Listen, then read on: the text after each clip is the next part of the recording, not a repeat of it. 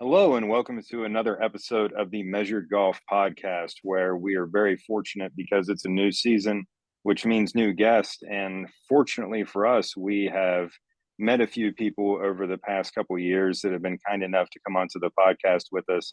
And one of the people that I thought was the most interesting people that I didn't expect to be so interesting was none other than one Jason Zubak. You better know him as Golfzilla because when it comes to the World Long Drive and professional long drive championships, Jason is no stranger to winning those, winning 5 in the Open division, 1 in the Masters division, making him a 6-time world champion. And not only can he hit a golf ball far, but he's like turned into this guy who's like really interested in how he does it. And like that's what I'm super interested in. So I met Jason via Smart to Move. He's doing amazing stuff with them and trying to help them understand application from his point of view. And I think he really has a lot to bring to the table. So without further ado, none other than Golfzilla himself, Jason Zubak. Jason, how the heck are you, buddy? I'm good, Michael. It's great to be with you, and thank you very much. It's certainly an honor and a pleasure to be here, and hopefully, I could share some fairly interesting things, maybe some insightful things that I've learned through the my 30 years in competing in long drive and trying to be the best in the world at what I do. Yeah, I mean, like that's the fun thing, man, is like no stone unturned. And we're diving into a world of ground reaction forces and looking at things that can't be seen with the naked eye. So, there's a lot of new information there. But, before we get into maybe all the geeky ground reaction force stuff, you know, here's what I'm curious because I know you're always learning. What's the last thing that you kind of picked up and were like, you know what? That's pretty good. Like, what's the last thing that made you sit back and go, like, you know what? Like, I wish I would have known that back in my competition days. Oh man, it's an interesting evolution, Michael. Like through the years, as you know, I'm 54 years old.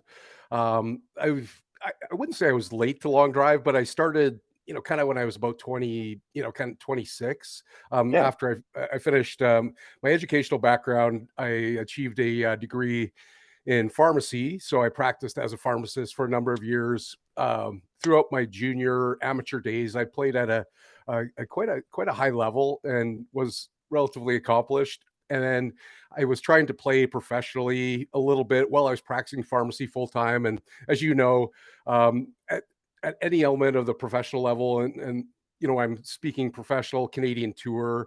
It's been renamed a few different times, but the Canadian tour at the time, and it was tough. And the way I got started was I was playing in a Monday qualifier. I hit a I was dry. I've always driven the golf ball well, and I've always endeavored to hit it as far as humanly possible. And one of the guys I was playing with said, "Hey, like, listen, uh, you should try this long drive thing." Right. And I'm like, I've seen it before, but I'm trying to play, I'm not just trying to hit it far, but whatever. Yeah. Right.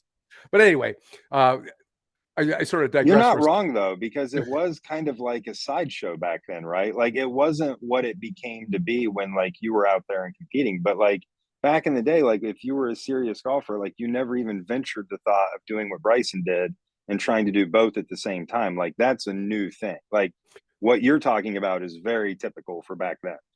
Right. And, I was trying to play well, something I always did well, hit it far. And all these power movements in sport, I always gravitated to, whether it be running the fastest 100-meter, hitting a baseball as far as I could, throwing it as fast as I could, shooting a hockey puck, as through the net, through the plexiglass. All these power aspects of sports. I tried to kick a soccer ball the length of the soccer field. All these things, and golf was no different. And hitting it off the tee was, it got me in trouble playing, right? Because you can't just go after everything. And something I like to do, but to the I mean, detriment you of my. can. It's Well, just you it can't. makes it. Yeah.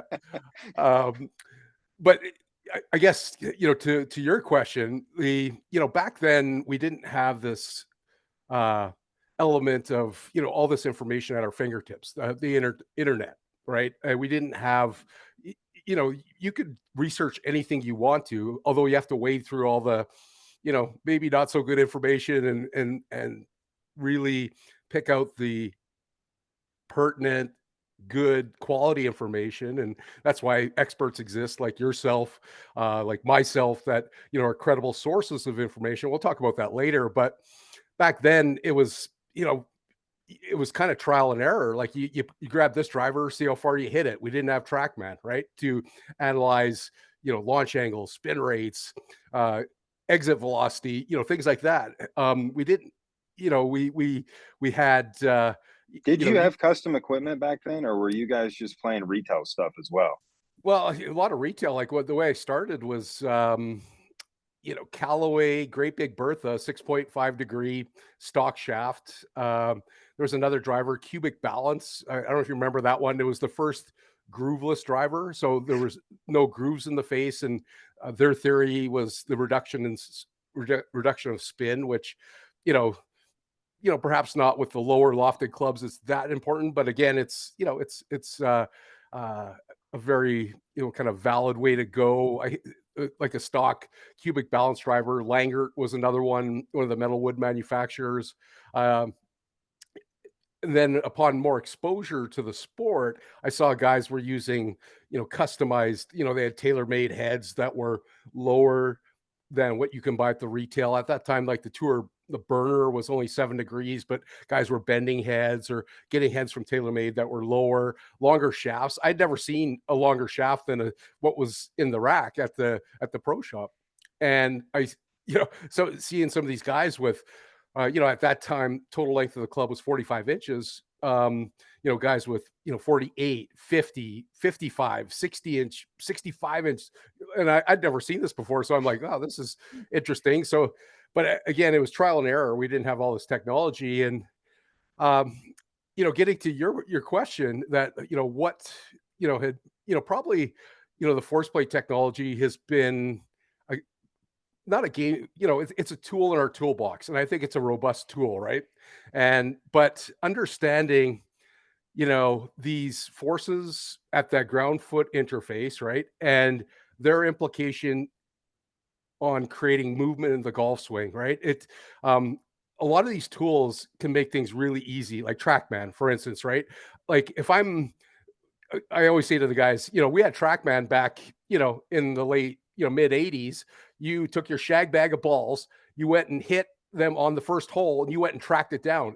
There's your TrackMan. You are the TrackMan, right? And then, I've got volumes where that's how I had to do it because we didn't have the sophisticated technology where, okay, this driver, 46 inches, 5 degrees loft, 6.5 degree Callaway Great Big Bertha, carried 365 yards, rolled out to 385.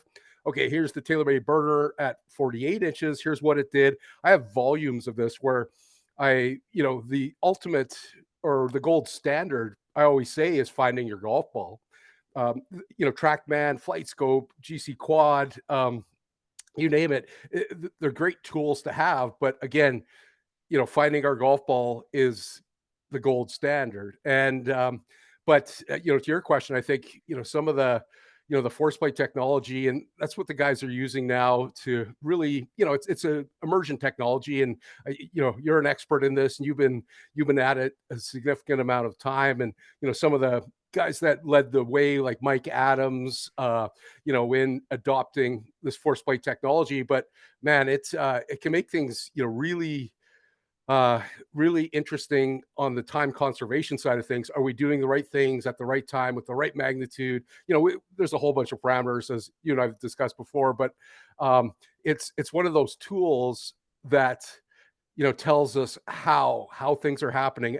We've got this whole basket of tools to tell us what's happening, right? We have our eyes, and for example, a player asked me like, who's got the best eye, and I'm like, well, Butch has a really good eye. Like he's almost like a TrackMan, 3D motion capture, a force plate from what he sees and he processes in his mind.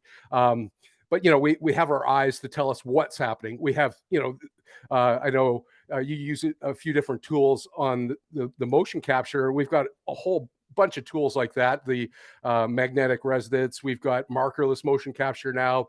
We've got things like gears with the infrared. 3D motion capture technology. This is another robust tool to tell us what's happening, but we don't have a whole bunch of tools to tell us what, the, like how things are happening, right? And like Yeah. how is this motion created, right? So again, yeah, I think that's the force plate technology has been fairly significant, and you and I are in that direction. We see the value in it, and it's interesting because there's a lot of people that deny that forces occur at the ground level. They Yeah. just But the they good consider news for us is that they're out of business really quick because like we can help people make sizable change very quickly and they spend, months, if not years, fiddling about trying to make it happen. And like honestly, like I don't even waste my time with the people who want to refute what we're measuring because it's a measurement and like it is what it is. I'm not saying that good ground force data makes a good golfer. That's not true, but it certainly helps. I wouldn't say it hurts in any way. I know lots of golfers who are very very good players, but also don't move in a very efficient way and don't use the ground very well. And they're guys that typically don't make as much speed as the guys that they're competing against on tour. So to your point, man, it's like TrackMan tells us about what the club does and about what the ball does. And 3D motion capture tells us about what the joint segments do. And then force plates tell us about the ground reaction forces. But at the end of the day, what I really want to know is like, hey, what was your intent and what happened? And what's the difference and why? Like that's at the end of the day, what are we trying to solve for? And I think you do a good job of that because, you guys figured this stuff out without the tools. And I was talking and doing another episode of this podcast with another great coach. And we were kind of talking about this very thing, but you guys were athletic enough to figure this out with bad technology that wasn't custom and you didn't have the numbers and you had to dig it out of the dirt. And like my hat's off because you guys like were good enough to figure it out and overcome and achieve. And I'm kind of this guy that played okay, but never really had the tools and the skill set to become like great without knowing exactly how to do it. So what I had to do is I had to like learn it, the like ins and outs of it from like the measuring everything every different way. And then kind of like teach myself how to do the things, understanding the concept better. And like that's where I think like things go terribly amiss with this is like, I don't think you're saying ground reaction forces are the be all end all. I'm not saying they're the be all end all, but man, it sure is nice because I can see a ball fly and I can see a human move but I can't see no matter how hard I try the pressures, forces, and torques that are kind of making a lot of that stuff happen. Yeah, absolutely, Michael. And yeah, yeah, totally. I view everything as a tool in our toolbox, right? And the more tools that we have, I think, the more tools we have can be better. You have to know how to use them effectively, right? And but I think, like They're just the so I mean, it's not. I get like the problem that I think really exists is that everybody's selling. Hey, I can make you Scotty Scheffler by this afternoon, and like we both know that that's not true. But people fall for the trap because they hear it enough times. And like what we both understand probably better than a lot of people would is that when you change something in your golf swing, whatever you think it is, right? When you make a change, like you have to like really write a new program within your nervous system, which is like going to take repetition and time and firing across that muscle to like really get it to happen under any kind of strain. And it's like, it's just change takes time. And what I love about the force plates, like I go down rabbit holes like you wouldn't believe. I can't imagine what you're like because back in the day, that's all you could do was go down the rabbit hole and find out what was there. But like now you can like try a little experiment and be like, hey, wonder if I try to like increase my impulse this way, what happens? And like now instead of guessing and thinking you did it when you didn't change a thing, you can actually like measure it, look at it objectively, and then go, hey, that either does it make the ball do this or doesn't it? And at the end of the day, like if you're trying to use any of these tools and it doesn't equate to changing the ball flight in the desired way of the person that you're trying to help, it doesn't matter anyway. Like just because like you make graphs better, like, hey, did they play better? Like that's what I want to know. Like I don't really care that we made graphs better. I want to know, did the player play better? Did they feel more confident? And more importantly, can they back it up day to day, week to week, month to month? Yeah. No, that's a great point. I was going to bring that up. I had that on my list to to discuss in, you know, some people when they first get into the, the force plates and such, or even the kinematic data that we get from whatever system, right? Well, Right. we're looking at rotational velocities of the pelvis, the thorax, the arm, the hand, or the club, whatever, right? And in the force plates, we're looking at, a variety of graphs, right? And this is a great example. I was, working with Padraig Harrington. uh, we had one of the Champions Tour events here a little more than 2 weeks ago called the Rogers Charity Classic, and we were supposed to work on Monday after the round, but after the tournament concluded, but he changed his flight. Anyway, Padraig's he's a very hard worker, very intelligent, obviously very accomplished World Golf Hall of Famer, but Awesome. he had the lead after the third hole, kind of gave it up, and the rest of the day was sort of a wash. And I said, hey, this isn't ideal. If you want to, I'll fly and meet you somewhere, but you're here now. If you're up to it.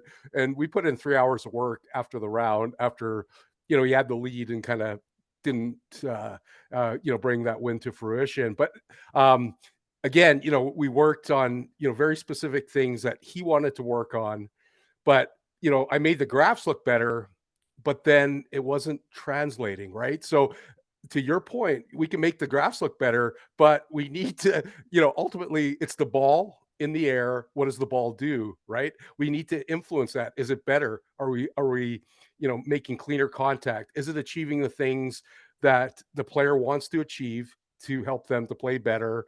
There's a lot of different vectors, but just to play better, what have you. So eventually I was able to get what was the beneficial aspect of our interventions to the club, right? So, getting, all this stuff that we're doing, improving graphs and such, but we got to get it to the club and eventually get it to the ball. So we were able to do that. But again, a lot of guys, hey, I improved this guy's vertical 50%. Okay, what happened? Well, we didn't do anything. Okay, well, that didn't matter, right? Like, so Right.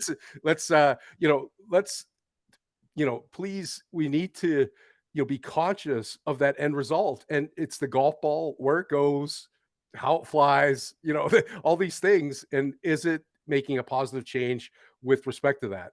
And I get I get a fair amount of like phone stuffed in my face. Like I'm just recognizable enough in golf circles to where like everybody loves to stick a phone in my face and go, "Hey, what do you think of my swing, man? What should I change?" And I'm like, "Dude, I don't know."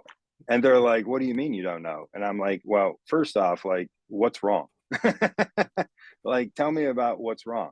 And like I had, a few lessons this morning, and I had a guy that came in and, I asked that question. I'm like, well, what's wrong with the ball flight? Like he had hit a few shots, warming up on track, man. So like he had seen what the ball did, but I was asking him what was wrong. And he just kept telling me, well, my left hip's spinning out and my right shoulder's doing this and da da da da da. And I'm like, hang on. Like, what is the actual problem? Right? Like, what is the ball doing that we want it to not do anymore? And like just helping people start with that, because that's all they care about at the end of the day is what the golf ball does and what they shoot and score, right? So at the end of the day, like the only reason people care about any of this force plate stuff is because they think it'll translate to hitting the ball closer to the hole and shooting lower scores. And it doesn't always work that way, but like that's what they're after. So long story short, I think that you have to help them understand, like, hey, the club is moving left or the club is moving right. And you can talk about club path or swing, whatever you want to reference. I don't care.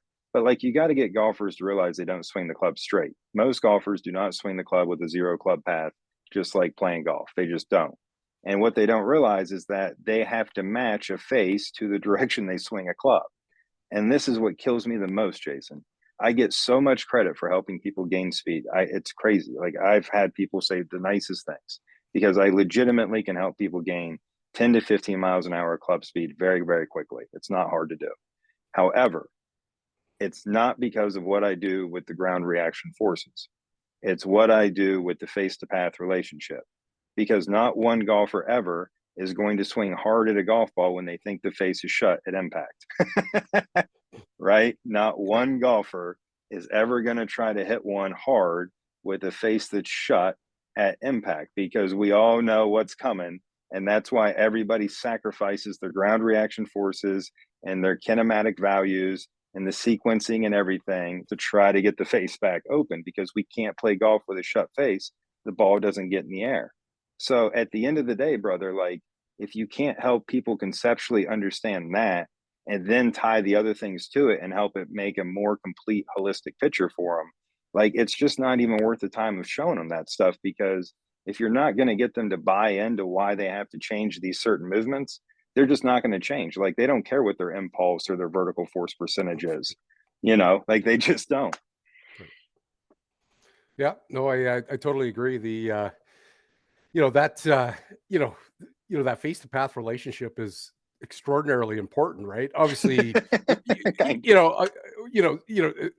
it's interesting because people always say, okay, that's what dictates our axis tilt. That's what dictates direction. It does so many things, right? And once we clean that up, like face, obviously both of those factors are important, but again, being able to understand where the face is in space and time, right, is monumentally important to playing better golf, right? I had like a fellow that just started, kind of got back to golf and just understanding, like it was quite astonishing where you know he was doing it with athletic ability, but then just that understanding of what dictates direction, what dictates curvature. Obviously, center face contact is going to overwhelm most things if it's very poor, right? With gear effect, but again, understanding those relationships and then kind of back walking it back with sort of these other tools that we have to I guess really hammer home or improve upon just this very fundamental aspect. Yeah, I mean, I don't think that, generally speaking, I really feel strongly that we're not using force plates to create new information. I think we're using force plates to better understand the information that's already out there. Because if you search long enough on YouTube or Instagram, you're going to find whatever you want to hear about the golf swing. There's somebody saying it, I promise. I mean, you've sent me some doozies in the past and on Instagram. So, like, we know that there's crazy stuff out there. But, kind of going back to what you were saying earlier, right? Like, being able to filter that information and understand, like, what's usable versus what isn't. And does it come from a credible source of information? Like, those are, like, really paramount and like buying into what you're learning. So at the end of the day, like if you don't like if I take a YouTube tip and I go to the local driving range and I try it and it doesn't immediately produce a better ball flight, I don't buy that tip anymore. Like I think that tip doesn't work. So like at the end of the day, like we have to create a ball flight that matches the intent of the golfer. And the problem is like most people just like set up to a golf ball, lined up with the face exactly straight at the target, and then like think it's railroad tracks or whatever they tend to believe, and then they just swing away at it. And like I always ask golfers, I'm like, how many shots on the golf course do you hit that fly perfectly straight from end to end? And they're like, none. And I'm like, Zero. Yeah. okay, like, cool, gotcha. So, like, why do we keep aiming the face like we're gonna have zero curvature on the golf ball? And like, it's just amazing to me, like, as intricate as we want to make it, Jason, like, and we can, and I can take something very simple, like talking about, getting the face to path relationship to where the face isn't shut to create more speed. I can make that vastly more complex and talk about vertical forces and braking forces and how we use that to act upon the golf club. But we're taking this information that we're finding and finding that the guys that came before us, the Mike Adams, like you mentioned, Mike is the guy who like taught me everything I know about force plates in the beginning. Like he was the guy that was my fire hose, and I was just fortunate enough to be there at the time and get as much information from him and D.A. Tischler and Terry Rolls and all those great guys. James Lights was another one that Yeah. was like critical to me early on. Learned a ton from James. But like these what we're trying to do, the people that are in the force plate space who are contributing to the messaging, like all we're trying to do is go, hey, believe it or not, these guys like back in the day, they had way more right than they had wrong. But if you actually take what we've learned now and add that with what they had, holy smokes, man, like it opens up like a whole can of worms, and like this gets way easier. But when we choose to like bury our head in the sand and pretend like gravity's not a real thing and ground reaction forces don't exist, like, dude, it's tough to play golf that way. Right. Yeah. No, it's you know, we fought that fight, you and I, you know, with it's interesting. You know, it, it's interesting that people, I don't know if it's they don't believe it, but they want to be Can I tell you what controversial. I think it is? Can I Okay, tell honestly me. tell you Yeah, what I think it is?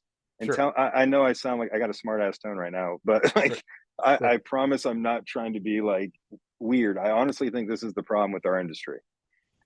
Our industry, because it is so based in kinematic qualities, is incapable of separating pressure from mass. The minute you start talking about pressure moving around, they start moving their spine around. No, Right. no, no. We're not talking about moving Right. mass around. We're Right. talking about pressure. And like Yeah. it's comical to me at how many people are like, yeah, and they like my favorite example of this is like I get so many like people sending me videos wanting help and they're trying to do the Mayo thing, right?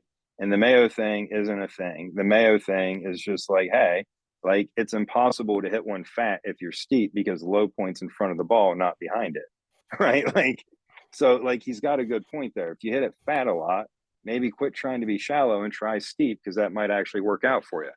So the thing is when you look at what Joe is saying there, he's talking really about getting pressure left. And that's what he demonstrates and that's what he shows.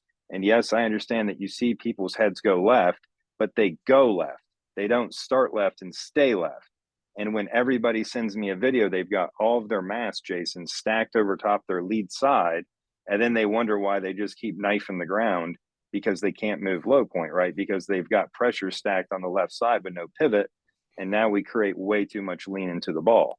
So it's just like when people hear pressure, they think mass. And when they hear mass, they think pressure. And we've got to do a better job as an industry, like clarifying, I think, what we're talking about, because it confuses the hell out of everybody. Right. Yeah. No, I that's a great point. The you know, just the I 100% agree that, you know, with more people actually understanding the kinetics, right, which we're talking about now, this, you know, force, pressure, torque, with more people understanding that, I think, you know, that creates a great opportunity to clarify some of these things because, you know, pressure, you know, isn't weight. It can be, pressure can be, you know, a representation of weight, or, you know, better term like center of mass location can line up with our center of pressure, but not Sure. necessarily, right? But yeah, just the understanding some of these terms, like, you know, because you know we talk about weight shift, and but people always conflict, or they always, you know, buttress those two together, weight shift and pressure, and you know we need to, you know, have a better understanding of that, and you know what is pressure, you know, okay, weight is this, but in reality what it is, it's, you know, the more appropriate term or the more applicable term is center of mass, right? And then, you know, how the forces you know sort of dictate some of these elements, right? But I 100% agree that and that's, I think, a source of the misinformation, and then other people are, you know, intentionally, you know, trying to, you know, maybe they sort of understand it, maybe they don't, but they are so ingrained in their own philosophy that they're not willing to open their mind to I got a good uh one for you. They okay. shall remain nameless. I will not mention their name for any amount of money on this podcast. But I had somebody reach out to me and they said, hey, you're the force plate expert and I want your opinion. And I said, okay. They said, I've owned all systems and none of them work. And I don't understand why they're all junk. And I said, wait a minute, what all systems? And he literally named me every force plate system, 3D dual force plate system that there is in the marketplace. And he's legitimately had them all and sent me a picture of all of them together. Mhm. Like he, I guess, is a collector. So he sends me his data to look at because I'm confused as to how they're all wrong. And his interpretation was is because his forces were late, they weren't lined up with the video. He thought that like his forces should happen during this point in the swing. So he was like trying to take a single measurement or an impulse peak at a time in the video. And because his were really late, he thought that the system was like ill timed and not working correctly. So I mean, like this is what we're dealing with, man, is like, you know, it's really complex, man. Like I love. I have people all the time that come in and like I want to help people understand better. And sometimes I think you got to reset people a little bit. So like people will get all wound up about the force plates, right? Like they can't wait to get on the force plates, got to get on the force plates, force plates, force plate. It's going to solve all the problems. And then like I let them get on the force plates and then I hit like, you know, capture whatever I have to do depending on which system I'm using. And then like it pops it up on the screen for them. And I go, okay, there's force plates. And they're like, look at it for a minute. And they're like, well, I don't get it. And I'm like, it's not the answer. It just tells us kind of part of what's going on, but it doesn't provide like a you need to do this like I think so many people are expecting it to do. Trackman doesn't do that, or Foresight, or any of the launch monitor. It just provides data points. And then where I think our industry really suffers the most is that our industry actually believes what we sell, and we think we can distill everything down to one thought or one data point. And the thing that I always tell people is like when they ask me to do my force plate training, because I do force plate training with a lot of coaches, when they ask me to do this with them, they're like, hey, like, can we just skip over the graph part? I don't want to read the graphs. And I tell people all the time, man, like you have to read those graphs. And not only do you have to be able to read a singular graph, but you need to be able to compare that singular graph to the corresponding other graph that makes this motion kind of happen. And like you have to read the music through the graphs. And that's just really complex, man. Like I know that people are like, well, you can't explain that to a 3 year old. Well, can you explain to a 3 year old why the sky's blue? Because I can, but they're probably going to tune me out when I get into like talking about water vapors and like UV rays and things like that. But at the same time, Jason, like what we're talking about isn't something that's overly simple. It's actually something that's pretty complicated. But if we understand it and take the time to understand how that applies to us, then we actually have a chance of learning it and mastering it and being able to execute it. Yeah, no, I fully agree. It's interesting. And that's where I think I've been lucky enough to have my smart to move plates and They're be great, by the lucky. way. I like them. Yeah, yeah. So like I have the first to the market with the portable plates that are totally wireless. They don't need to be wired. They operate with iOS, where you and I could take the mobile plates anywhere, like from the bay to the range, wherever, easy setup and such. And along with all that, which is great, but the graphical representation, we can do the typical graphs where we have a x-axis and y-axis, and we can see what's happening in the graph page. But they went one step further and provided a dashboard look for people that may be challenged on the graph side. And but again, to present that data to your player, and even like a 3D vector representation, like, okay, this is what the forces are doing. The magnitude is how big, this vector is, the angle it represents. We could spin that avatar in 360 degrees. Having these tools with the system are really helpful in, as you mentioned, making these complex things that are happening kinetically a little more understandable for the player, right? And bringing that information down to their level can be challenging. But again, I think with these robust tools that is provided in the software, it's really helpful to the player.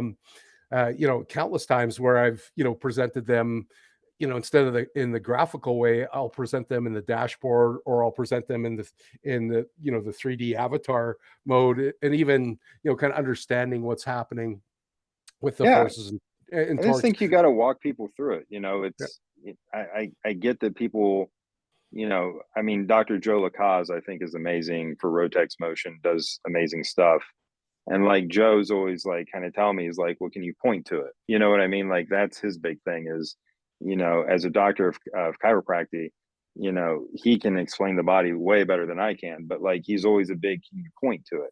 And the thing is like I want people to be able to point to it, and then I want them to know that this isn't their collarbone, but this is like their sternoclavicular, and it's like kind of important because it's the beginning of the arm. But people are like, well, you talk that way to like sound smart and make people feel dumb. And it's like, no, I'm just calling it exactly what it's been agreed to be called by the medical community. Because, like, if somebody writes sterno whatever in their notes instead of sternoclavicular, if they Google that, they can look it up and it points to the thing I mean to say. So it's like, I just feel like we need to do a better job within the coaching space of like allowing for things to evolve. And it's just golf is a very traditional game. You know that. I know that. Like we love our history in golf. It's a very old game. But it's like, man, like the instruction doesn't have to be like this hero worship stuff because so and so said this. We have to do it this way forever and ever. So and so wrote that book back in the 50s and they didn't even have freaking cameras, man. So like, they were really talking about a lot of feelings, which as we know, I'm not saying feelings aren't real. They're very real to the person experiencing them. However, they may not be as accurate as you might otherwise assume. Like, Yeah. so I mean, I appreciate what you guys did, man. Like, I can't, like, dude, did you really like basically just kind of like walk out there and win your first world title? Yeah, my first time that I, stepped on the tee at the World Championship. There's a qualification process, right? So you, um, back in, this heyday of log drive, and or kind of modern long drive, as I call it, that's like 1995 going forward, because this is where we've had, mass participation, mass organization of the sport, and a true venue to compete in.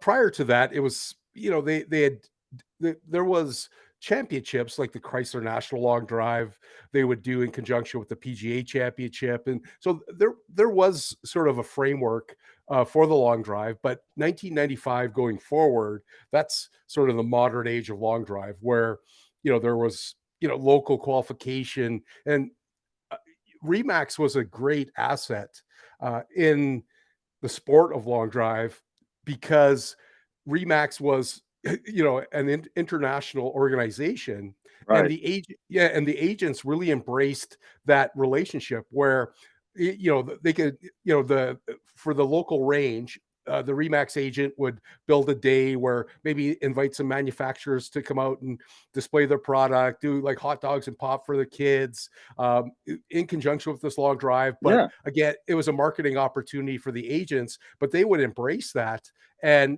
build this connection with Remax Long Drive, which was the title sponsor, and all the way through from these local competitions, eventually worldwide, right? The Remax agents embraced it. And then, so you go from the local competition. If you finished in the, the top echelon of the local, you went to the regional competition.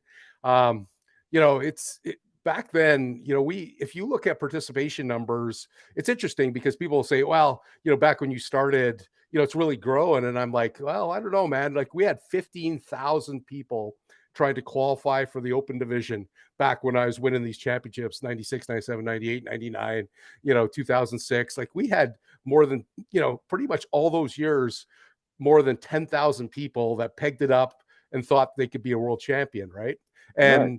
And now, there's been a lot of things happen in the sport where, there's been ownership changes in the event from the Golf Channel, and then they sort of dropped it. And then GF Sports and Entertainment has purchased it, and they've ran it the last couple of years, and they're finding their way and cutting their teeth in this new aspect to them. They've not been involved in golf before, but to your question, I went through the local one, the competition, then I went to the regional. and back then the regional ones were like, they're killer. And I remember it was Utah, Nevada, Colorado, Arizona, New Mexico. So all the best guys that qualified from those states came to Utah for the regional, and we had 120 guys. They took 3 spots. So that's that's a really shitty Monday qualifier on the PGA Yeah, Tour, that's right? not good. Yeah. Yeah, 3 for 120 or 120 for 3, however you want to phrase it, right? So maybe 4 spots back then. So I qualified through that way. The first time I got to the World Championship, I didn't know how I'd fare, right? Like I knew I hit pretty good against all the guys in those states that I had just mentioned. And I thought I could do well, and but I won every round all the way through, had the longest drive of the semifinal, had the longest drive of the competition, and then I was the last for many years. We did it in a shootout format. Once you got through all the elimination rounds at the World Championship, where we would start with anywhere from 64 to 196 players, and then you get down to the final 8, and then it was a random draw, 1 through 8. You hit your 6 shots, and the longest guy won. It's a little different now, where it's there's these round robins where you have 16 guys that will hit. Each guy will hit against all the other competitors. So there's 4 on the tee and such. But in the shootout fashion, I was the last competitor to hit in that first World Championship, 1996. My second or third ball, I beat everybody else. So, shut it down after that. And 1997, that first year was in Las Vegas. 1997, they had moved the competition to Mesquite, Nevada. And again, I didn't, I won the year before, but everybody was saying, oh, this little Canadian guy, there's no way he has a chance. No one's repeated since, Evan Big Cat Williams in like 75, 76, and that, almost 20 years ago. And I came back and I hit it over 400 in every round, established new record for the finals at 412 yards. Then won again in 1998, 99, lost by a yard in 2000. So almost had 5 in Ooh. a row. Yeah. Ooh. And, in fact, in major long drive competition, I pretty something that I'm very proud of, 1,472 days without a loss in sanctioned long drive competition. So that was, coming, and I finished second, right? So, that span from 1996 to 2000, the competition, until that last ball was hit, I hadn't had a loss at the highest level of competition, the sanctioned world long drive competition, right? So That's crazy. Like how I know. So if you're not able to watch this on our YouTube channel and you're just listening to the podcast, I implore you, if you want to see what like working out will do for you, check out. Just go to Google and type Jason Zubak, and like you're gonna see some big old guns. Like Jason is a very very fit guy, and takes pride in it. But like I'm curious like how much of when you were kind of at the peak of your kind of power, like how much time were you spending, thinking about like club delivery and ballistics of the ball and all of that kind of sciencey stuff that we would kind of be thinking about now, and how much of the time was actually just spent on like building your body in a way to where you just felt like you could go out there and make it happen. Like I'm curious about that and your approach to that whole kind of bit back right. then. Yeah. Back then, it's actually similar to, we have, as we talked about, having robust tools and all the technology and all the information we have today, but it's very similar to what I did back then. I still think about it in very simple terms. Okay, I have a physical bucket. So this is physical. How's my physical capacity, right? That's mobility, stability, balance, strength, power, speed. Are those things optimized? What do I have to do better to be, the best that I can be within that physical bucket? Okay, so that's our physical capacity, right? And this is exactly the way I think about it nowadays too. And then the next one is our technical bucket.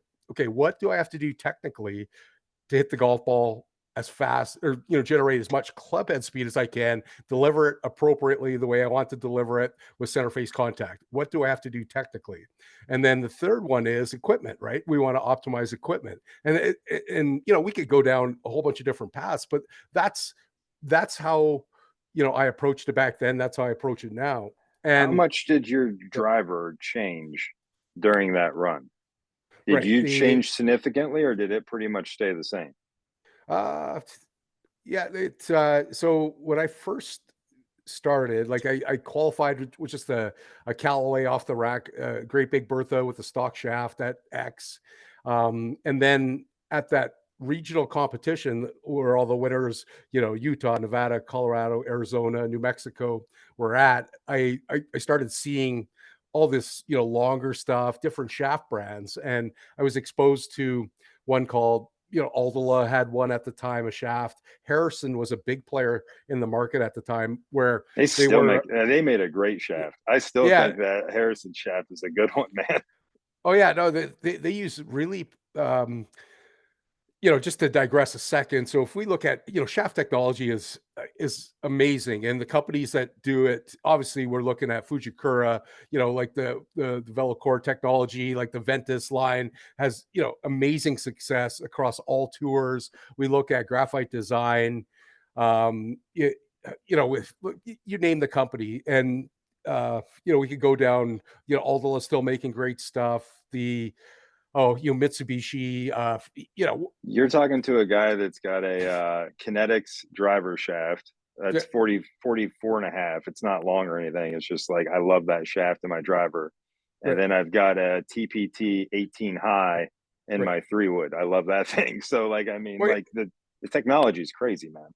right. And so the kinetics, as Michael mentioned, that's Patterson Kinetics, or Yep. rebranded as Kinetics now. It's a great shaft. It's sort of evolved through long drive, although they've had it. The fellow that owns Kinetics, he's actually had a lot of influence in the shaft game, very quite wide influence, but you wouldn't know that. But he's a very intelligent guy. But the Kinetics brand has made it, it sort of foster, or it originated in long drive, and For sure. this is the shaft that Kyle Berkshire used, Monica Living, the world champion last year,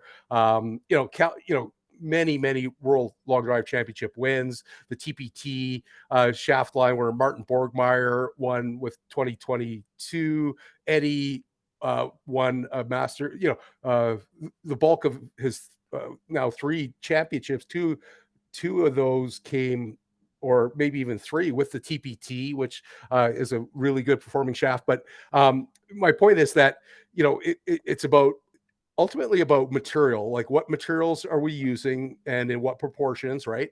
There's design of that shaft. So how it's designed to incorporate the things, low torque, high kick point, what have you, right? And then there's process. How is that shaft built? So all those things, have By the been, way, here's a yeah, fun one for you, right? Like, and I bet you get this all the time, but I want to throw this out there because I want people to hear this more than one at a time.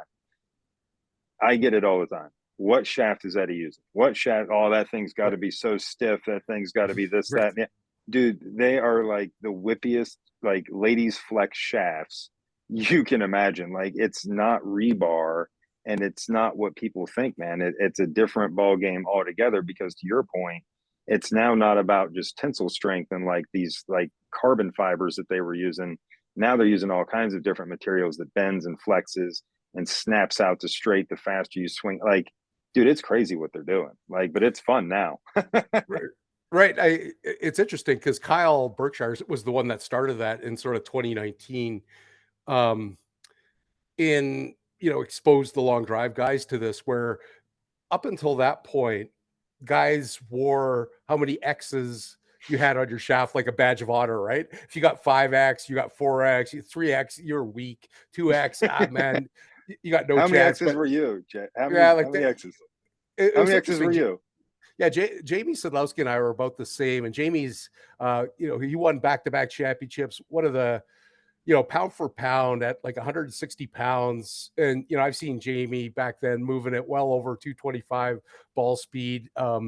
in that 2000, when he was, 2009 timeframe, where he won back to back, and he had a large string of top 10 finishes in a row.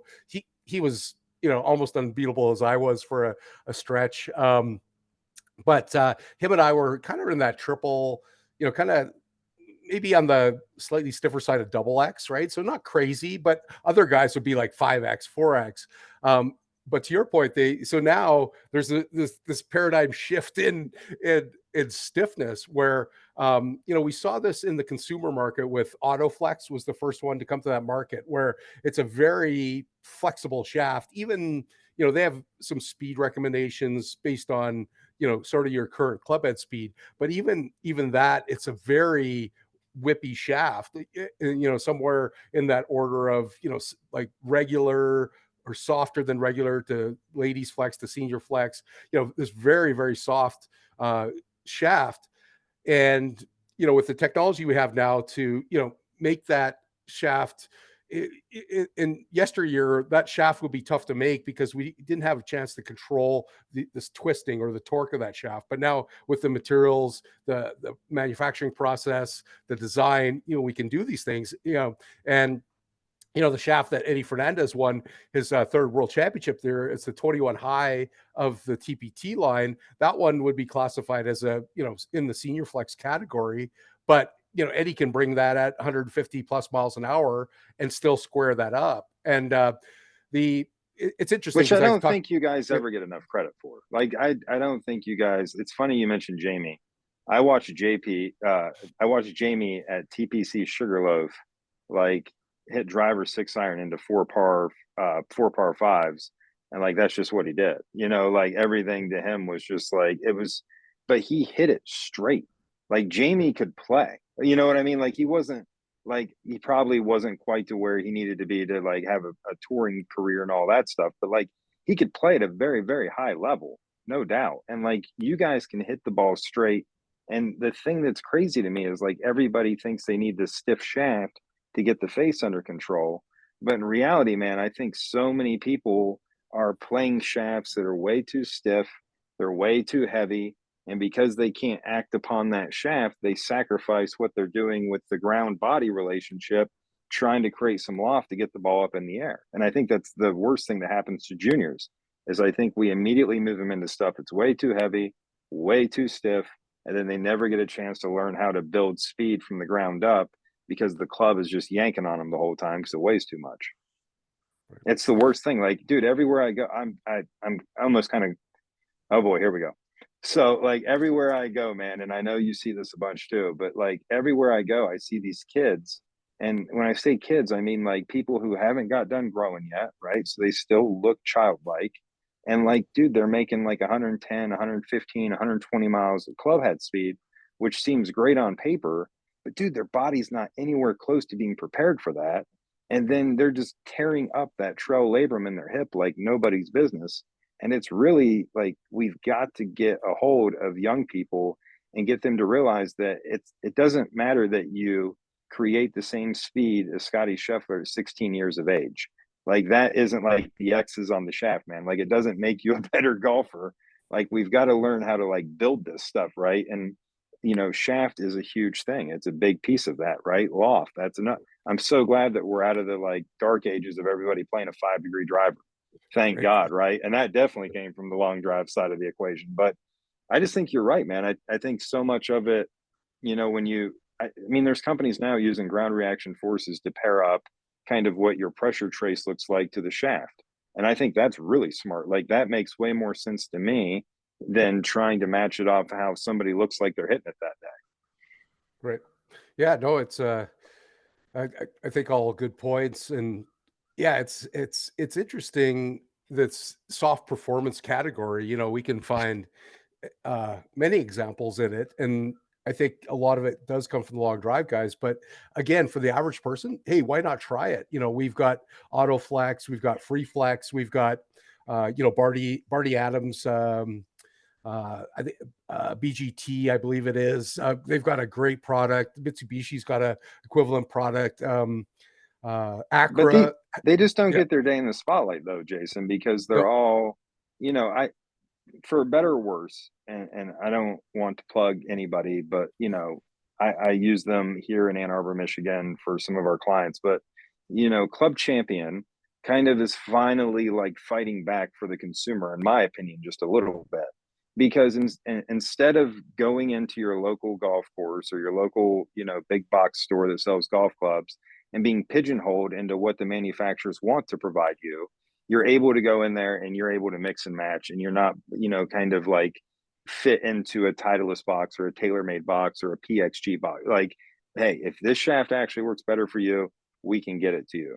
So, like, I think that where a lot of these companies, man, struggle so much is that they're not in the product mix for the major OEMs.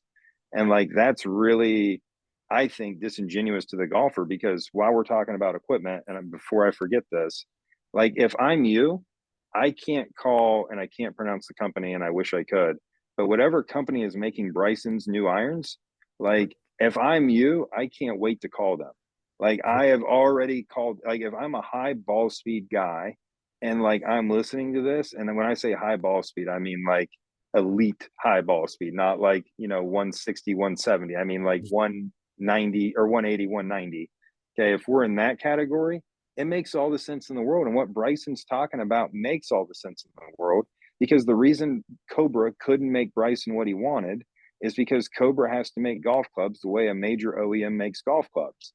They can't scale in 3D print.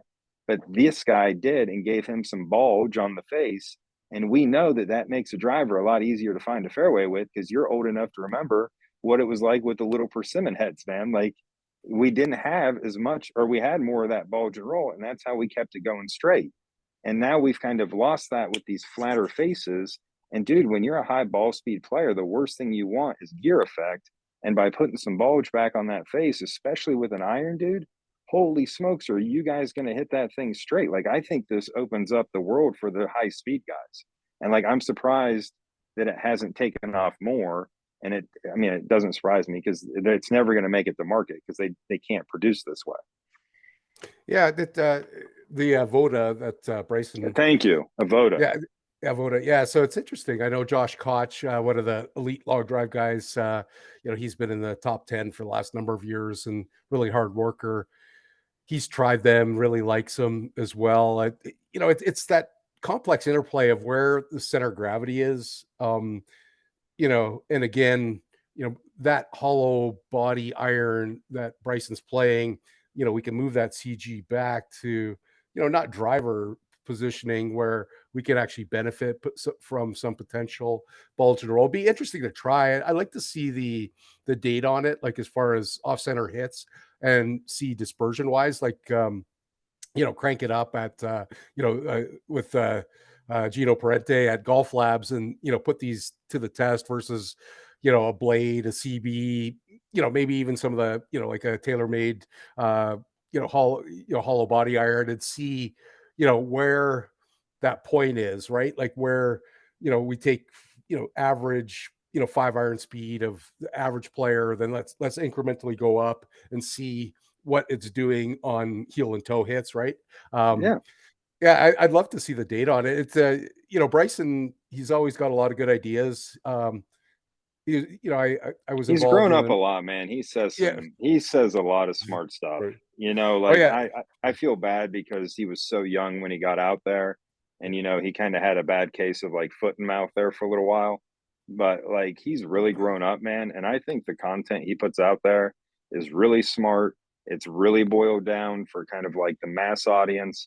And like, honestly, man, I haven't really seen him put out too bad of information when he's talking about the golf swing in quite some time. Like, I think he's really doing the industry a lot of favors right now. yeah. No, the Bryson, he's an intelligent fellow. Yeah, I think he's certainly has changed his public image significantly. Through a number of mechanisms to make himself more, relatable to the people and likable, obviously. And yeah, I think a lot of maturity, and I think that, that move to live um, was really good for him, Yeah, me right? too. Just the maybe not on the exposure side of things, but just, kind of freeing himself up to be himself, right? And then concentrating on some of the social media aspects and, kind of pursuing Yeah. the things that he wants to pursue. So it's been interesting and a nice evolution. Obviously his play has been, winning the US Open at Pinehurst this year was uh, I you mean, know, there's very few people that have evolved golf equipment in a way that he kind of is. I mean, he really is a trendsetter, and I know that he is not as popular as Tiger Woods and doesn't pull the same metrics, but like he really does move the needle when it comes to equipment and usage of said equipment. And like, I mean, he's been doing it with the one length from the beginning. He's been doing it with the jumbo grips. Now he's doing it with bulge on the iron faces. Like, I mean, the guy really is a different kind of thinker.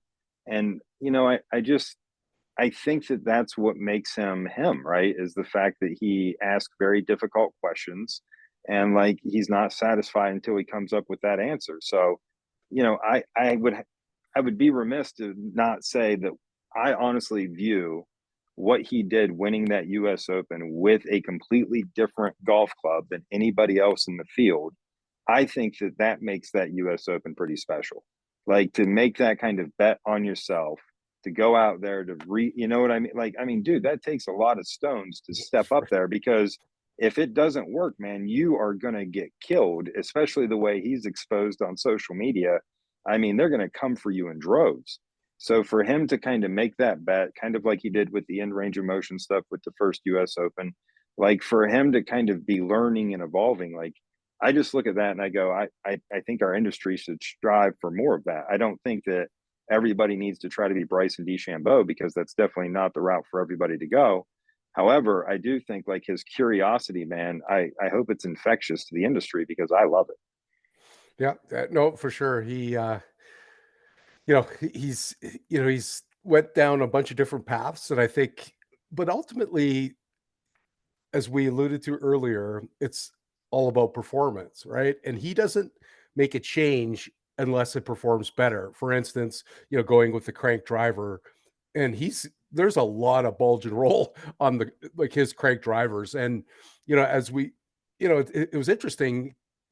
A number of years ago, I remember reading that well, the faster player doesn't need or like a flatter, because ball, this curvature on the face. So for those that aren't familiar, so we have curvature generally. This is excluding some of this, some of these companies that use, multi-locational curvature. So generally, the driver would have a curvature from the toe to the heel, which is called bulge, and then curvature roundness from the crown to the sole, right? And that is Call it a measured. roll. Yeah, yeah. So we measure that by the radius, how many inches the radius of a circle. So if that radius is smaller, that curvature is more. So, but Bryson went to more curvature in both those planes. And what I was getting to is that years and years ago, I remember reading an article from a very smart club, a designer, and he said, "Well, the faster player doesn't need as much bulge and roll, but now I think we realize that the faster player, like Bryson, he is benefiting from more bulge and roll, right?" Well, Bryson's biggest problem is the same problem that every fast guy has. No matter how good you are, and look, I've seen all the Instagram photos of like Tiger's wear spots and all that stuff, but it is still a very wide spot that's worn out. It is not Yep. exactly on the same spot every Right. single time. So when you're talking about moving equipment at, the speeds that Bryson DeChambeau does, which is faster than any other tour player, when you start like counting the millimeters that you miss the middle by, it becomes way more like influential to what the golf ball wants to do in terms of some gear effect and some things like that. So, honestly, from what I have read in the press, and that's all I'm quoting, like is things I think I've read. So bear with me. But basically, Cobra came out and they were like, we can't make the guy happy because he wants the ball to go straight when he doesn't hit the middle of the face. And then Bryson's going, I understand the math, and I know that we can put some bulge on this face and I can hit it straighter, right? And like basically, I think Cobra didn't want to hear that. So Yeah. then Bryson, being Bryson, went and found a company that would listen to him. They put some ball, or I don't know if the company was already doing it or if Bryson took the, I don't know how that works. However, he got what he wanted, and he obviously made it work by winning a U.S. Open. So I think you just got to applaud the guy for the effort at the very minimum. Right. Yeah. Like I was involved with a lot of these projects with Cobra while Bryson was there, in some way, shape, or form to be able to try and get him a product he was happy with. Right. So, uh, how do I phrase this? Like it was very challenging. Like I know what I'm doing with drivers because that's been my game for, I worked originally with Terry McCabe at Acushnet, one of the great metal wood designers, 975D, 976R, 975J, the JVS, the LFE. I've been involved with, metal wood design on the Cobra side, the 427, the 350, the 450 SZ, the The Speed Pro D. 350, I think, was one of my all-time favorites, if Oh I'm yeah, not no, it's mistaken. yeah, some good ones. So A couple of those heads you mentioned from Acushnet are real good heads too, man. oh yeah, Like yeah. those are small timers.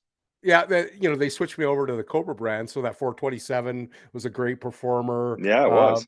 The 450, it had a bit of face progression. Guys that hit it left, that was a great driver. And then S9, the double X speed, or the X speed from Cobra. That driver was 10 to 12 years ahead of its time, just because of the technology they put in. It was a truly cup face driver. So the face sort of, it wasn't a face insert, but it was a face that actually was a cup.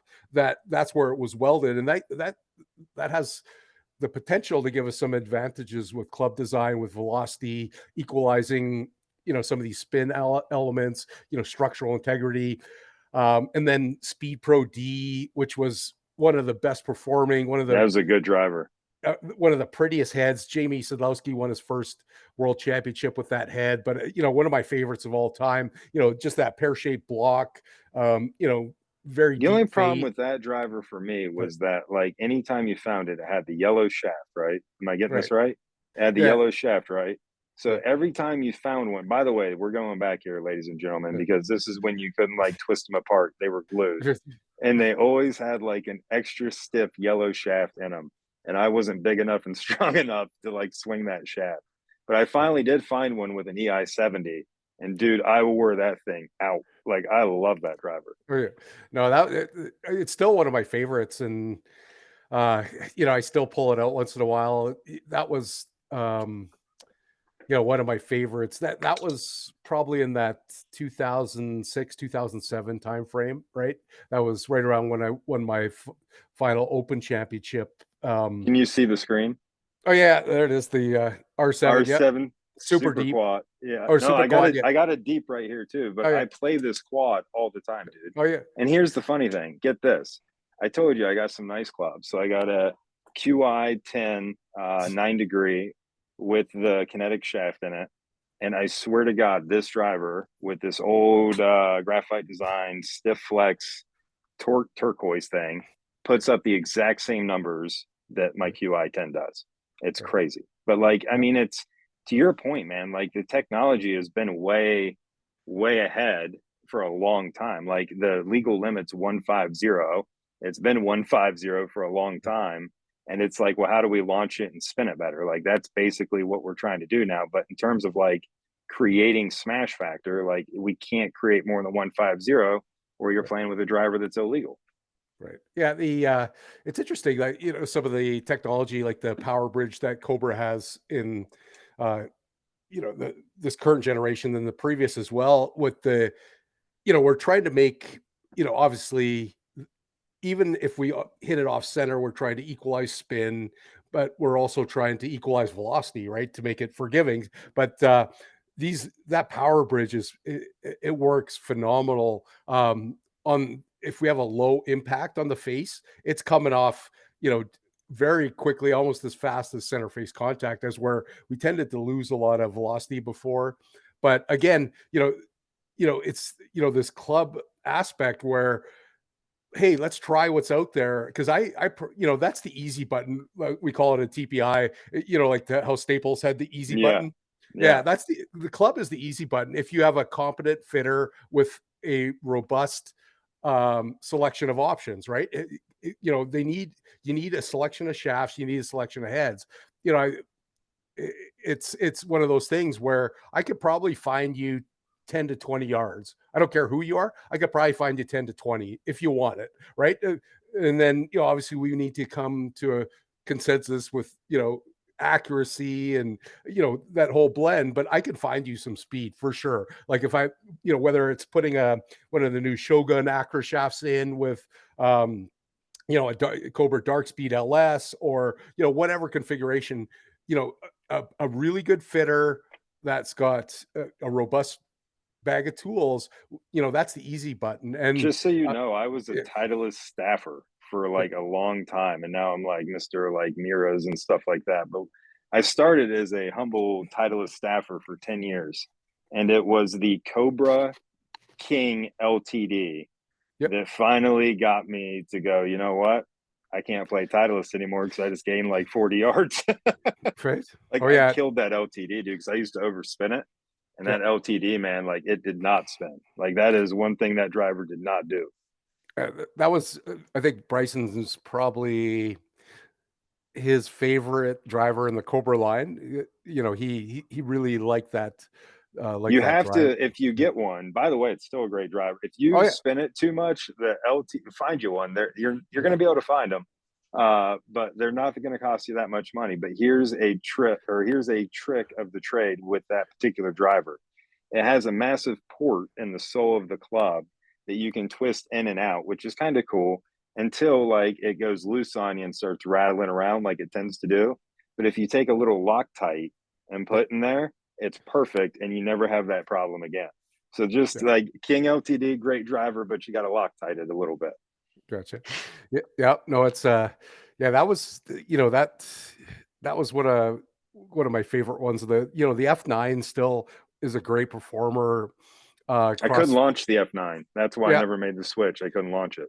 Then the LTD-X that debuted. So the lineage right now is, so Dark Speed, there was Aerojet, and then prior to Aerojet was LTD-X. And that one, when it was tested independently, it was very, very good, very accurate, quite fast. That was kind of a really excellent design. And then Aerojet, they went, hey, we're going to try to max speed. And I test everything every year, and the Aerojet was the fastest, right? Is it the most accurate? It doesn't have the, what we refer to the MOI, moment of inertia number, but it was super fast. And then with Dark Speed, they kind of got back to you know, uh, you know, still super fast, but again, with a degree of forgiveness too. And uh, it's interesting that I keep using that word.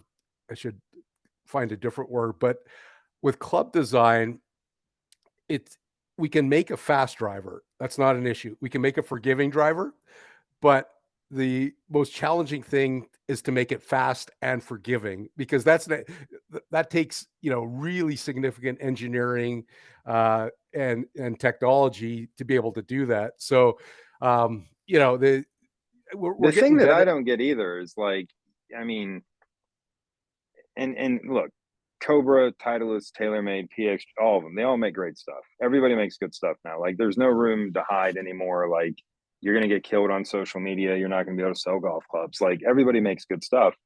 But like the thing that kills me, man, is like you're right. Like we're constantly trying to balance like, hey, can I find the fairway when I need to and can I hit it as far as I possibly can?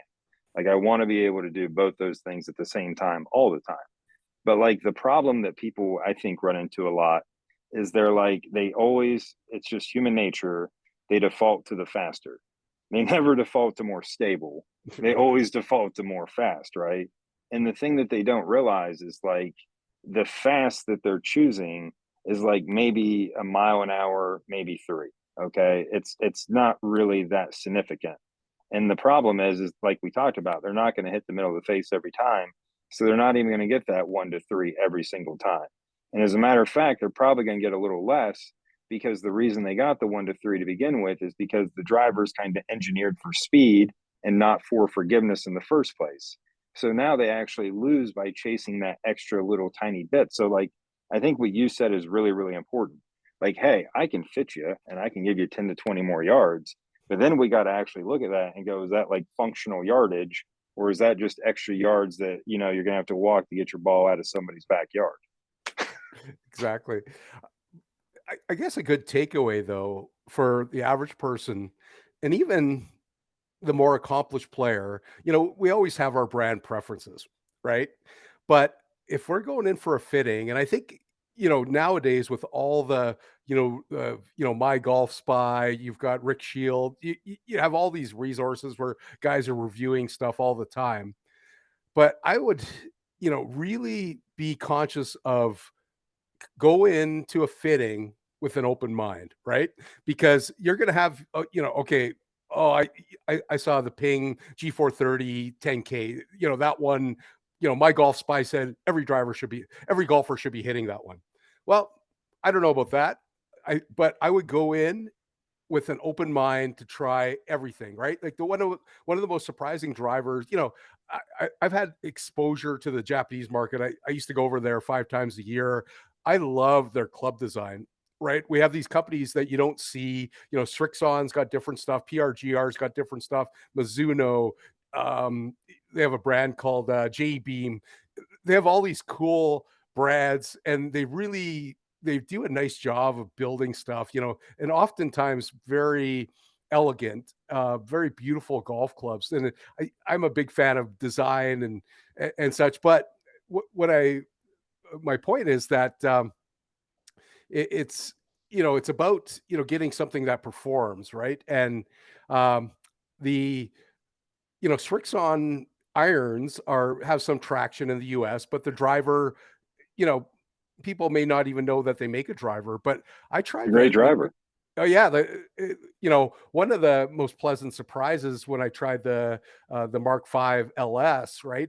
Very well performing and such. But again, my point is going with an open mind, right? Going with open mind. Um, you got to know your fitter. You got to trust the fitter. Brand agnostic. Hey, let's put the best thing in your hands, and you know, and choose the I'm thing. I'm happy to say, Jason, I mean this. I'm playing the best golf of my life right now. Like, I've had a wonderful summer of playing golf. I've shot under par a bunch of times. Like, it's been great. Been wonderful. I made a decision before this golf season that I had had enough. Okay? So here's what I mean by that. When you buy a golf club, typically the average person, when you go into a golf store and you buy a golf club, some engineer that you have never met, not once in your life, is trying to help you do something to a golf ball that you may or may not need help doing.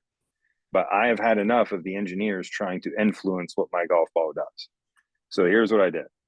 I know me, and I like the steel fiber I-95 shaft the best. That's the shaft I play. I love it, and I'm not open for discussion. Like, I'm sure you can put something in my hands that's slightly better this way or the other, but like overall consistency and quality and average and what I'm going to do, this is the shaft for me. I then ordered a set of Mira 101s, MBs, right? Just straight blades. And everybody thought like I was having this huge like ego moment, like I'm going to play blades. But really, all I wanted was like the basic construct of what an iron is, which is basically what a blade is, right? Like, this is the golf club in its purest form. And then what I did is I went over and I took the pitching wedge, first one, and I went over to the track man and I hit it, and I said 130, because that's how far I want my pitching wedge to fly, is 130. And you know what? It flew 120. And I was like, darn it. And then I tried again. And I said 130, and 120 is what TrackMan said.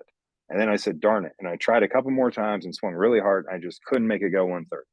So then I went straight over to my Mitchell Loft Lie machine and I freaking bent the thing a couple of degrees. And I went over until a TrackMan said what I wanted it to say. And you know what? Like, that in my mind is how you fit golf clubs. Like, I needed to go a number.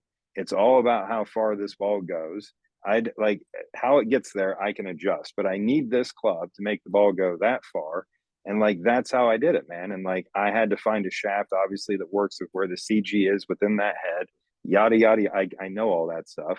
However, like I think people get really lost in the sauce and thinking that, like most people don't need 14 golf clubs, dude. Like most people don't generate nearly enough club head speed to ever need a 5 iron, 4 iron, three Right. iron, high. Like they don't need like the 3 wood is the most worthless club in the market. That's why none of these companies can sell them anymore because like nobody can hit them. And I'll let you on a secret. If the 3 wood is your favorite club in your bag, maybe write it into your will for your children because like if you've got a 3 wood you love, keep it. If there's one club that's old, Jason's smiling right now. If there's one club that's always the oldest club in the bag on tour, Jason, it's always the 3 wood. Three Am wood. I wrong? No, yeah, yeah. Finding a good three was like a unicorn. I know, man. You know, yeah, there's been some great ones. I did, on X Sonar platform. Tech. That was Oh, the so last great 3 wood. oh yeah, Sonar Tech. that sonar face deep face 3 wood was a great one. That V Steel Tailor made the Oh, that's a Callaway, good one. That's a good the one. The old V Steel. yeah, the old Callaway S2H2 one, right? Like it was I have almost one right here. Look, look, look. yeah, it was almost as about the same size, You're like a gonna little laugh, bit. dude. Look, I didn't Yeah, even have to go far. Look, we got right. the Callaway Heavenwood number Yeah, 7. Oh, sorry, yeah, let me get on camera there. There you right. go. Look at that. With the Yeah, original shaft, nonetheless. yeah. And then even better, you didn't think I had this. I got the Divine 9, baby. Oh, there you Look at go. that. With the Yeah, original silver shaft. yeah. Oh How yeah. about that? Those are Yeah. great, man. I don't know for sure. But yeah, the 3 woods. Yeah, Cobra's made some good ones too. Like Hmm. I've had some really good Cobra 3 woods over the. Exotics Uh, made an entire company out of making a good 3 wood. right. Tour Yep. Edge. I mean, Yep. they Tour really Edge. did. Like dude, that's what those bazooka 3 woods and those Tour Edge exotic 3 woods back in the day. Like Right. everybody had one of those things because they had a 3 wood that was good that everybody could hit. Right. Interesting. You mentioned that most people do not need a full bag to play golf, which I 100% agree with. Um, I was having a Then they could conversation with a walk too. They don't need the Wait, big right. bag. Yeah, you could take a Sunday bag, right? But Yeah. a female player the other day, she's like, "Well, just to your point, when club head speed may not be that fast, every club goes about the same distance, right? So, we need something that could get it in the air and something that goes a little more linear, right?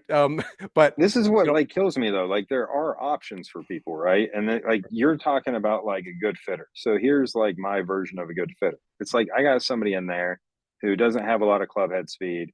They know they can't hit the 5 iron far enough. So they're like, okay, give me the 5 hybrid. They're not going to hit the 5 hybrid any farther either, Jason, because they're not going to hit it any higher. right, So like the problem is that person really does need like a 9 wood. And like people scoff at that and like, oh, but Dustin Johnson's been playing with a 7 wood for years. And like there are more 7 woods on tour right now than you can possibly imagine.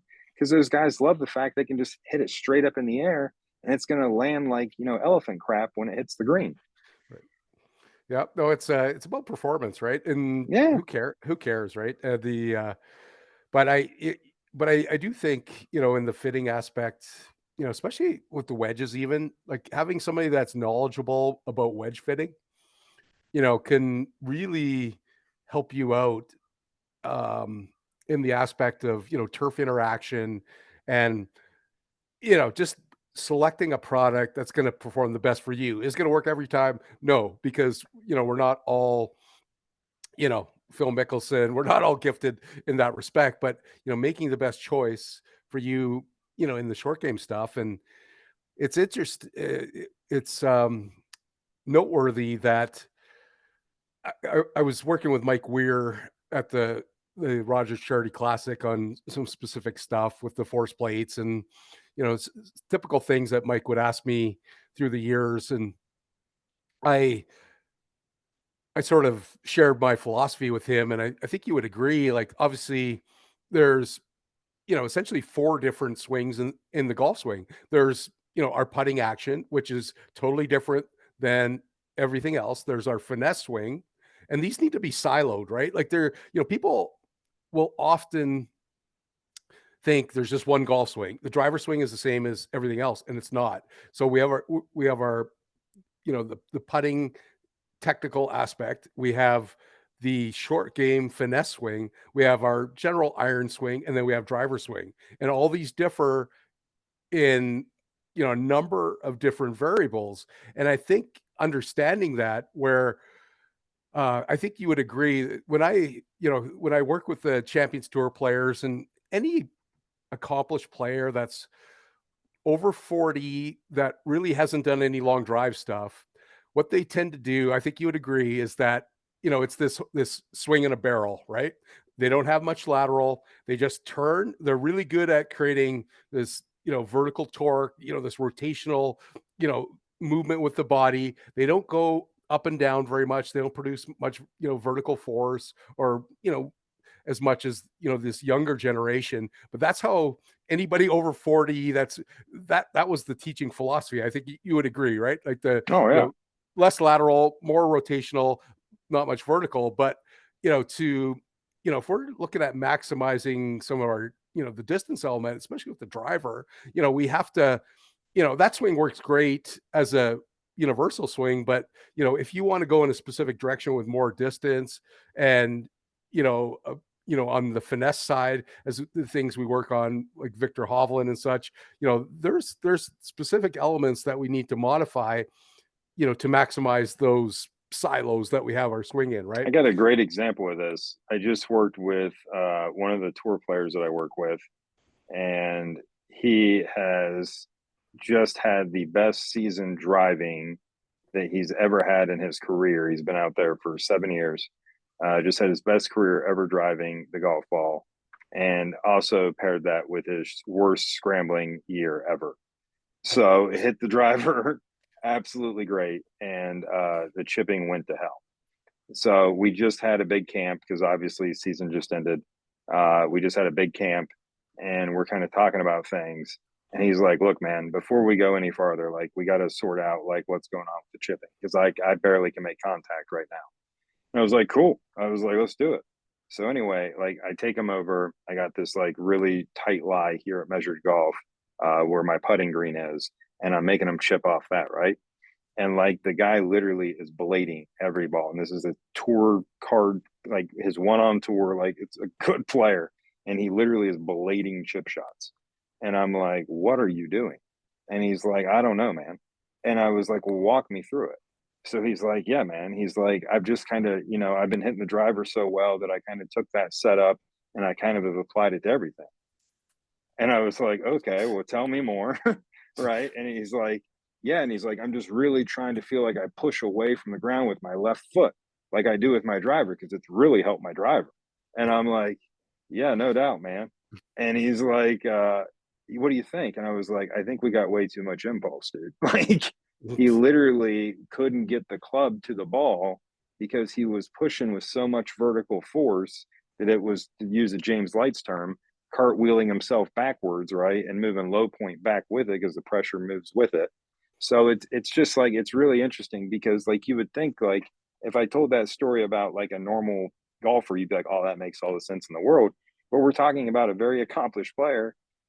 Finished inside the top 100 on the money list this year on tour. So, I mean, it's just really interesting how people try, and this is the industry in a nutshell, right? Like we try to take one thing and say that it works in every situation, but the one thing that we do know about golf is that X doesn't always equal Y. And like that's the complexity of golf, right? Is you don't have to have perfect ground reaction forces to be a perfect golfer. And there isn't a perfect golfer. So like there's some variability that is just inherently going to be required. Yes, absolutely. I think we could apply that, where we see Rory McIlroy, arguably or not arguably, probably the best driver of the golf ball, since I think Jack. it's And Bryson now, honestly. I well, yeah, mean, I think yeah, Bryson's replaced him. yeah, but Rory's one of the top drivers of golf ball in the For game, sure. Yeah, yeah, right? yeah. But I think the things he does that makes him this very potent driver, and that as one of his top assets doesn't do him favors with wedges, if you know what I mean. Like, It so, doesn't. this, his loading the trail side, the mass movement combined with his pressure movement and the forces that he creates to do the thing with do the things with the driver that he does that makes him a potent driver, creates, like not an issue, but a challenge, right? With the wedges, as where you see a player that does things a little differently than him, um, like Scotty Scheffler. Obviously, you and I talked about, it's interesting. It, it, there's a lot of people that make a try to figure out why Scotty Scheffler has that rear foot action. And you and I His talked about pressure's this. really left. Right, exactly. But everybody from everything from, oh, he's got a hip injury to, like, I've seen the most bizarre stuff, and I'm just like, he's a really potent lateral mover. He pushes like really hard. Here's a way to replicate Scotty Scheffler's swing. Take a long iron, even take your driver, put all your weight, or put all your, center your mass over your lead foot. Now take a swing, see what that lead foot does. It does his exact action. So he's a really potent mover laterally. He just de-weights that he gets, so much force, produces so much force towards the target. And he's such a potent lateral mover that he de-weights that back foot, and that motion of the back foot, it's just it's a counter movement to, since it's really not on the ground, it's countering the the rotational aspects he's creating downstream in his swing, and it's a counter move to what he's doing, You've right? you've been to Augusta National, I'm sure, right? I have, yeah. Yeah, so you know how they have the new tournament range. That's, I'm sure you've been there recently, but like they have the new tournament range, and then they have like the caddy house down there right next to the range. And then there's the giant shade tree right there. And then like VJ's always down there in the shade all day long, banging drivers all day, right? Like, you know where I'm talking about. Yeah. But like a couple years ago, I was down there, and like all the guys were down there kind of hanging out in the shade. And like it kind of happens this time. I've seen it happen more than once, but like somebody hits a drive, and then somebody else hits a drive, and then somebody else hits a drive. And now all of a sudden we're going to like see who can hit the drive the farthest. And like these guys were like hanging out on the range at Augusta National, just banging drivers. And like one thing like really stood out to me is there's different ways to get it out there. And like the guys that are truly long, like hit it real high off the face and it goes forever. Like, and then there's a lot of guys out there who are a little undersized who kind of wind it up a little bit more, and it takes out quite a bit lower and kind of like eventually gets there and kind of needs a little assistance on the rollout. And like that's kind of like the differences, right? And what makes players. And like one of those players that hits it super far, but kind of would wind it up a little more, I would say, and kind of launches it out a bit lower is like a Cam Smith. And if you think of Cam Smith, that's kind of exactly the ball flight he hits, right? But then if you think about Cam Smith, he's like this phenomenal freaking wedge player, and he kind of chips these really low little bullets into all the greens under the wind and then gets them to grab because they have phenomenal spin rate on them. So, with that being said, Rory is one of those launch it to the moon guys, and it carries forever. And like to your point, like if we're hitting wedges and we're really good at launching it to the moon, and now we need to keep it in orbit, that's going to be something that is challenging for somebody who's really, really good at launching it to the moon. Right. Yep. So, I Yeah, it mean, makes it sense. just is what it is, right? I mean, like, and Scotty, I've gotten a million DMs about it. I know you have as well, and I feel the same as you, right? It's just like he's very, very good, and at P2, he immediately gets left, and he gets left faster than anybody I've seen get left from P2. And then, like, dude, he's just already there, and like that right foot has nothing on it, so it's just kind of an anchor dragging around because he already pushed out of it. People say that he doesn't use his right leg. No, he just uses it earlier than most, in my opinion. Yeah. So, from what I've seen. So, long story short, man, I think it's wild that we just had this conversation because, like, we really didn't talk about long drive that much. We really didn't dive into the force plate stuff too much. But I'll tell you what, man, I think it was a fun conversation. And I'm just like blown away, man. Like, you really do understand a whole lot of the components. And I figured that you would, but it's just such a treat, man, to see somebody who's approached his craft with such care as you. And like, you're definitely a no stone unturned kind of guy, man. Like, I just appreciate the hell out of that, because if you watch Jason compete, you know, Golfzilla kind of comes out, and you're thinking like, oh, that guy must just like drink protein shakes and lift weights all day, and he can't be very smart. But I think that's not the truth, man. I think you're one of the smarter guys I've talked to about all things golf related, and I just really appreciate you taking the time to join us and share some of your insights, man, because they've been brilliant. Oh, thank you, Michael. Appreciate it. It's been a, great opportunity to, talk about some of these issues and such. And, hope, people get a little, perspective on things and such. And, uh, you know, it, it- I always like to say, I like to not surround myself, but like within my sphere, that I always like to have people that are way more intelligent than myself, because then I can ask them the tough questions, like you yourself on force plate stuff on the golf swing. Sasho McKenzie, Scott Lynn, Dr. Greg Rose, James Leitz, Mike Adams, these people that if you surround yourself with a bunch of yes men, you never, I don't think you ever get clarity. And I never, you know what I mean? It's just, I think the more robust, people that you have, that you interact with, that are way more accomplished than you, that's when you learn a lot, right? And that's, I'm not anywhere close to those guys. JP Fernandez, head of biomechanics at Smart to Move, Dr. Tyler Standerford, we could go down Dave Phillips on the golf side, on the golf instruction side. So when I have a question, I ask people that are way smarter than myself, right? So, Yeah. and But I the thing think, that you bring to it that's so great, man, is, I love all those guys, and I would be remiss. You've mentioned a lot of great guys that I've definitely learned from as well. But Dr. Mark Bull is another great one that I've learned from. So I'd be remiss not to bring yeah, up Bully. But with that being said, I think that we need to understand what we're seeing, and I think we need to understand it from a deeper perspective than just a very superficial one of what we see a golf club doing around the human body. So I do think that we need to understand these concepts and what's happening from an anatomical standpoint. However, going back to kind of the original part of our conversation, you didn't know that stuff when you dug it out of the dirt. And like, that's the thing that I think we forget a lot of times about athletes, is that athletes are very good at adapting and compensating their motion to get the ball to do what they want it to do. So I think where you really bring value, though, is as much as you're willing to go down the rabbit holes with guys like me and whoever, at the same time, like, you're always looking at it from the lens of, is that going to work for me, the athlete? And I think that's really good, because we need that kind of coaching, right? Like, it can't be all very lab X's and O's, percentages, vectors. We still are dealing with human beings that are only going to have their feelings with them on the golf course. So being able to take this information and make it usable and make it applicable to the athlete, I mean, I think you do a great job of that. And you're always kind of talking from that inside out perspective, which is what I really appreciate.